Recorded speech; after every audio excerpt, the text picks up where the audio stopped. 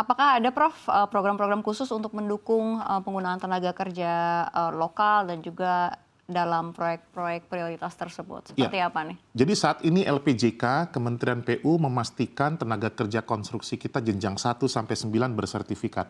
Saat ini masih kurang dari 6% yang memiliki sertifikat kerja, SKK. Nah, kita dorong terus. Gimana caranya mendorong untuk agar merata begitu? Ini baru 6%? Iya, kita bekerja dengan bersama masyarakat, perguruan tinggi, pemerintah daerah. Kami keliling supaya mereka juga mengerti. Yang namanya SKK ini tidak hanya lulusan S1, tetapi lulusan SMA, SMP, termasuk Ya. SD, sudah difasilitasi. Dan pemerintah benar-benar menyiapkan bagaimana fasilitas sertifikasi itu bersama masyarakat. Yang menyelenggarakan sertifikasi bukan pemerintah, tetap masyarakat melalui LSP untuk SKK. Untuk yang SBU melalui LSBU. Nah, ini mekanismenya sudah jalan secara baik dengan digitalisasi dan semuanya oke. Nah, ini yang kita pastikan semuanya memiliki peran yang vital, peran yang optimal, sehingga persyaratan tender ini menjadi persyaratan yang terpenuhi. Oke, ini kan Gitu. tadi baru dibilang kurang dari 6% Iya, memiliki, iya. artinya kan kecil sekali. Iya. Idealnya berapa sih, Prof? Nah, sebenarnya kita pastikan paling tidak semaksimal mungkin ya, Safira. Kalau bisa 100% ya? Kalau bisa, tapi kan kita pastikan dulu bagaimana persyaratan untuk sertifikasi tenaga kerja konstruksi. Nggak semua kan jenjang ahli, 7, 8, 9 tuh ahli. Nah, mari kita lihat petakan untuk yang tenaga kerja jenjang yang namanya 4, 5, 6. Kita sebut teknisi, 1, 2, 3 operator yang lulusan SD, SMP.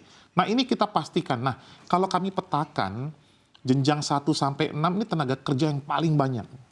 Ya, bukan yang ahli yang paling banyak.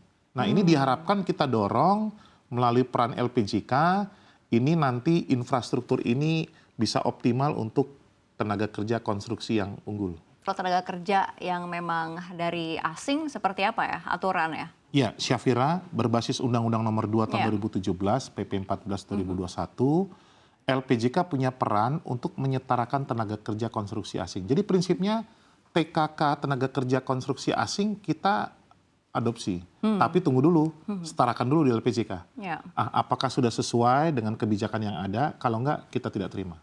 Jadi disesuaikan standarnya. Betul. Jadi diharapkan sebelum tender badan usaha asing atau PMA atau yang mau berpartner ber-KSO, pastikan tenaga kerja konstruksi asingnya sudah disetarakan oleh LPJK.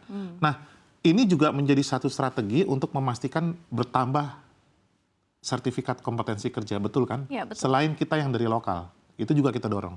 Dan termasuk yang di daerah, di perbatasan juga. Karena sering banyak tenaga kerja konstruksi asing juga melintas di perbatasan. Nah, kembali kami koordinasi dengan pemerintah daerah. Ya, pemerintah daerah kemudian merangkul mereka, mengumpulkan mereka, dan bersama-sama dengan pemerintah, LPJK, kami bawa asosiasi LSP, LSBU untuk menyetarakan mereka. Untuk menyetarakan. Iya. Baik. Betul. Untuk lokalnya sendiri seperti apa? Kalau misalkan memang udah ada penyetaraan dengan Iya. pekerja asing ini seperti apa? Nggak apa-apa, jadi nanti kalau ada tenaga kerja konstruksi asing, maka dipersyaratkan dalam kebijakan yang ada harus ada pendampingnya. Pendamping mendampingi tenaga kerja konstruksi asing sehingga tenaga kerja konstruksi Indonesia mendapatkan manfaat transfer of knowledge dan pengetahuan sehingga kita naik kelas. Kan begitu. Ya. Oke, kalau tadi kan berbicara soal sumber daya manusia ya, Ya. Prof ya. Ini bagaimana dengan pengoptimalan TKDN gitu ya, khususnya di sektor konstruksi? Ya, kalau bicara TKDN tadi kita bicara sumber daya manusia, Ya. badan usaha, TKDN bicara mengenai rantai pasok. Jadi TKDN memang program pemerintah memastikan material, peralatan, teknologi memenuhi tingkat komponen dasar dalam negeri. Jadi diharapkan punya basisnya di Indonesia. Ya. Oke, contohnya ada software-software itu dari luar negeri. Nah, bagaimana itu kemudian memiliki TKDN yang cukup? Maka kita latih tenaga kerjanya sehingga smart usernya orang Indonesia, masuk kan? Kemudian cloud base-nya. Kemudian sebagian dari proses sewa itu menjadi milik Indonesia. Nah, ini kita sosialisasikan kepada seluruh badan usaha.